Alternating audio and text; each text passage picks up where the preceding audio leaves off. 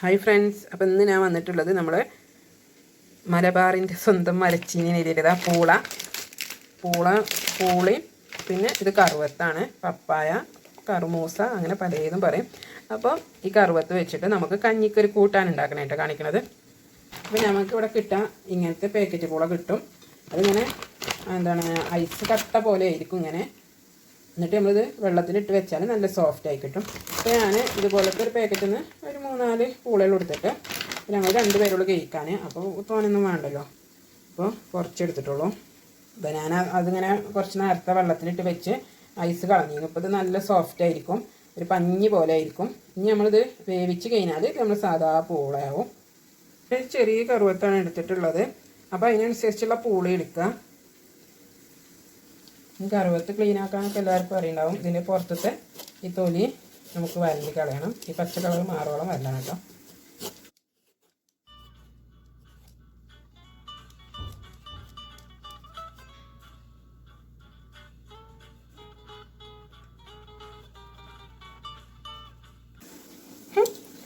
ഒറ്റ കുരുമില്ലാത്ത കറുവത്ത്. ഞാൻ ഇതിൻ്റെ ഉള്ളിൽ കറുത്ത കുരുവൊക്കെ ഉണ്ടാവും. ഇത് തെറിച്ചുണ്ടാച്ചിട്ട് പ്ലേറ്റിലൊക്കെ വെച്ച് നിർത്തിയത്. മൂക്കാത്ത കറുവത്തായിരുന്നു. അതുപോലെ കുരുണ്ട്. കറുവത്ത് ഞാനിപ്പോൾ അതുകൊണ്ട് പോവാത്തത് കത്തി വെച്ചിട്ടൊന്ന് ചെത്തിക്കളയാം കേട്ടോ.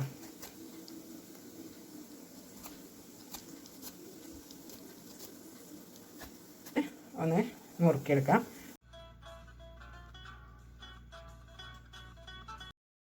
നമ്മളിപ്പോൾ പൂളിയിലിട്ട് വെച്ച് കൊടുക്കൊണ്ട് ചെറുതാക്കി അരിയണമെന്നൊന്നുമില്ല. പൂളിയിൽ ഇട്ടിട്ടത് വെക്കുന്നത്. അതുകൊണ്ട് നമ്മൾ ഇതുപോലെ ഈ കുരുവിൻ്റെ ഭാഗം ഉണ്ടാവില്ലേ, ഇതിങ്ങനെ കത്തി വെച്ചിട്ട് ചുരണ്ടി കളയണം കേട്ടോ. ചുരണ്ടി കളഞ്ഞാൽ മതി.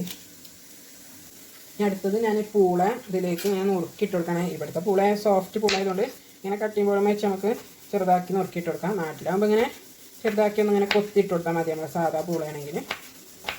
ഇപ്പോൾ പാക്കറ്റ് പൂള ആയതുകൊണ്ട് ഇങ്ങനെ നല്ല സോഫ്റ്റ് ആയതുകൊണ്ട് ഇങ്ങനെ നുറുക്കിയെടുക്കാം. ഇനി നമുക്കിത് രണ്ടും കൂടെ ഒന്ന് നല്ലോണം ഒന്ന് കഴുകിയെടുക്കാം. ഞാൻ കുക്കറിലാണ് ഉപ്പേരി വെക്കണത്.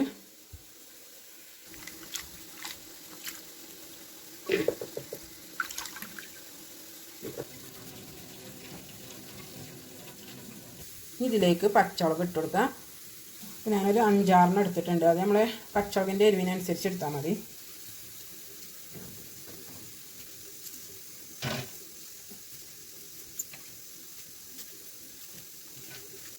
ഇനി അടുത്തത് ഇതിലേക്ക് കുറച്ച് മഞ്ഞൾപ്പൊടി ഇട്ട് കൊടുക്കാം. ഇതിലേക്ക് ആവശ്യത്തിനുള്ള ഉപ്പിട്ട് കൊടുക്കാം. ഞാനിപ്പോൾ കല്ലുപ്പാണ് ഇട്ട് കൊടുക്കുന്നത്. നമുക്കിതിലേക്ക് കുറച്ച് വെള്ളം ഒഴിച്ച് കൊടുക്കണം. ഞാൻ ഇതുപോലത്തെ ഒരു ഗ്ലാസ്സിൽ ഒരു 3/4 ഗ്ലാസ് വെള്ളമാണ് ഒഴിച്ച് കൊടുക്കുന്നത്. കുക്കറിൽ വെക്കുമ്പോൾ 2 വിസിലടിച്ചണ വരെ, ഒരു മീഡിയം ഫ്ലെയിമിൽ 2 വിസിലടിച്ചണ വരെ വെച്ചാൽ മതി.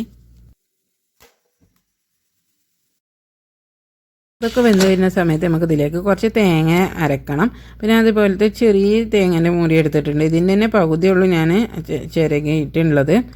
അത് നമുക്കൊരു ചെറിയൊരു മിക്സിൻ്റെ ജാറൊക്കെ ഇട്ട് കൊടുക്കുക. എന്നിട്ട് അതിലേക്ക് കുറച്ച് വെള്ളം ഒഴിച്ചു കൊടുക്കുക. നല്ല വെള്ളമൊന്നും വേണ്ട, കുറച്ച് വെള്ളം ഒഴിച്ചു കൊടുത്തിട്ട് അരച്ചെടുത്താൽ മതി. എന്നിട്ട് കുറച്ച് ചെറിയ ജീരകം കൂടെ ചേർത്ത് കൊടുക്കണം. പിന്നെ ചെറിയ ഉള്ളി ഉണ്ടെങ്കിൽ ചേർത്ത് കൊടുക്കാൻ എൻ്റെ അടുത്ത് ഇല്ലാത്തതുകൊണ്ട് ഞാൻ ചേർത്തിട്ടില്ല. ഇനി അതൊന്ന് നല്ലതുപോലെ ഒന്ന് അരച്ചെടുക്കുക.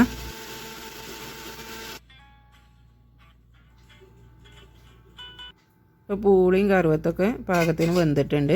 അപ്പോൾ ഞാനത് കുക്കറിൽ നിന്ന് വേറെ നമ്മളെ ചട്ടിക്ക് മാറ്റിയാണ്. കുക്കറിൽ വേവിക്കാൻ വേണ്ടി വെച്ചതാണ്, പെട്ടെന്ന് ആവാൻ വേണ്ടിയിട്ട്. അപ്പോൾ അതിലേക്ക് മാറ്റി ഇനി നമ്മൾ അരച്ച് വെച്ച തേങ്ങ അതിലേക്ക് ഒഴിച്ചു കൊടുക്കുക.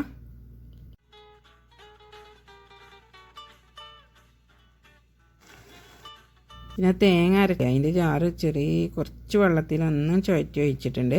നല്ല വെള്ളത്തിൽ ഒഴിക്കരുത്, അപ്പോൾ കറി മാതിരിയാകും.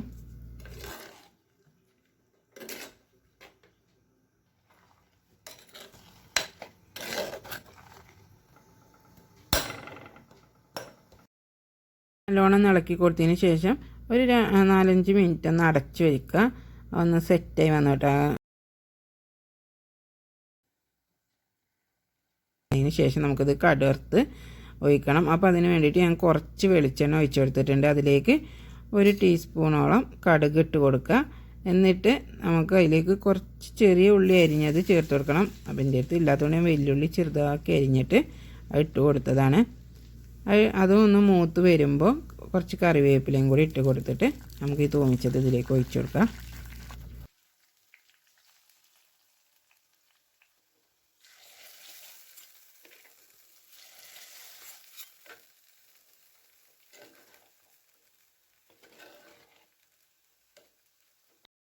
നമ്മൾ കഞ്ഞിക്കുള്ള കൂട്ടാൻ റെഡി ആയിട്ടുണ്ട്. നല്ല ടേസ്റ്റ് ഉണ്ടാകും. എല്ലാവരും ഒന്ന് ഉണ്ടാക്കി നോക്കട്ടോ. ഇതുവരെ ഇതുപോലെ ഒന്നും ഉണ്ടാക്കിയിട്ടില്ല വെച്ചാൽ ഇനി കഞ്ഞി കുടിക്കാത്ത എന്നെപ്പോലെയുള്ളവർക്ക് ചോറിൻ്റെ ഒപ്പം കഴിക്കാട്ടോ. ഞാനിതിപ്പോൾ കഞ്ഞിയൊക്കെ വെറുതെ എടുത്ത് വെച്ചിട്ടുള്ളൂ, ഞാൻ കുടിച്ചൊന്നുമില്ല. അപ്പോൾ നമുക്ക് ചോറിൻ്റെ ഒപ്പം കഴിക്കാമല്ലോ. അപ്പോൾ വീഡിയോ ഇഷ്ടമായിട്ടുണ്ടെങ്കിൽ ലൈക്ക് ചെയ്യുക, കമൻറ്റ് ചെയ്യുക, സബ്സ്ക്രൈബ് കൂടി ചെയ്യണം കേട്ടോ. അത് മറക്കരുത്. അപ്പോൾ അടുത്ത വീഡിയോ ആയിട്ട്